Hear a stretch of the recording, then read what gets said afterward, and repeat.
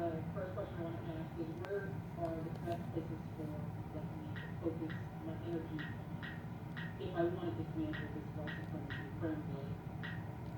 As a teacher, I understand that people learn under conditions that satisfy their own aspirations and their own yearnings, their own proclivities, their own talents. And therefore, I rarely will tell a person, this is what you need to do. My response is to ask, what do you most enjoy doing yourself? And how can you find a way to relate that to collective struggles? If you are a poet, use your poetry to help us expand this movement. If you are interested, as I've always been, in philosophy, use your training in philosophy to ask questions about the nature of this society we inhabit and to try to figure out paths toward a more habitable future. If you like doing organizing, um, that is what you should do. I like to think that it is possible to make a commitment to these movements for liberation, the struggle for justice, a commitment that may last a lifetime. And the only way one can be certain that that commitment has a long life is to do something that is fulfilling, that you find pleasurable, that also brings you joy.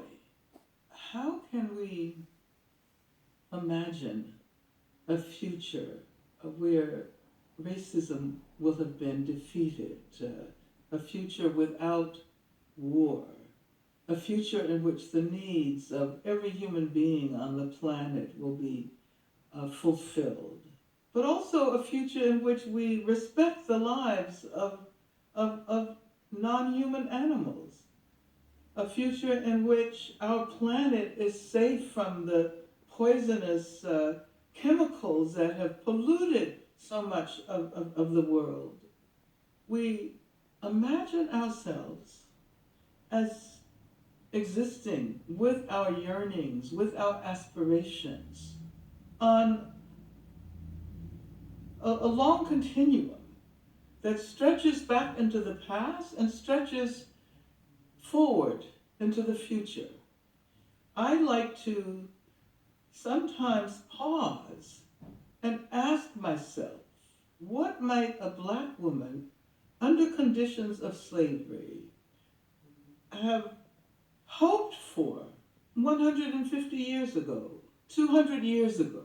How do we represent the materialization of her desires, of her yearnings? I think it is so important for us to try to extricate ourselves from the idea that the measure of value is one human life.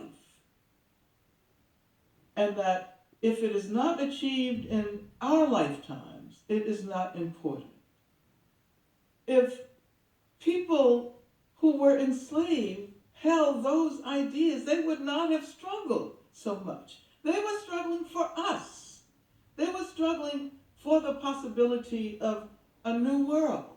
If we imagine the ways in which people 100 years from now, 200 years from now, will be thankful to us for doing the work that we are doing today, then that means that we will have played a part in the production of that future and that we will be spiritually present in that future. That to me means that our goal, our primary goals are to create new arenas for struggle, to guarantee that it continues from one generation to the next.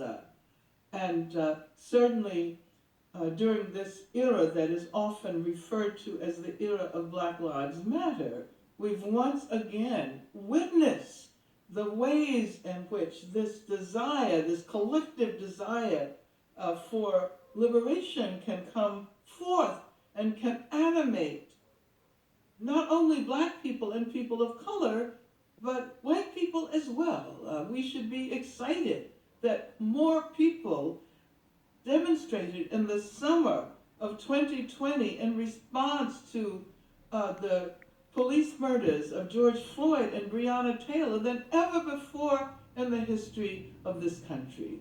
And to me, that is hope. That is optimism. And I think that our goal is to recreate hope generation after generation after generation.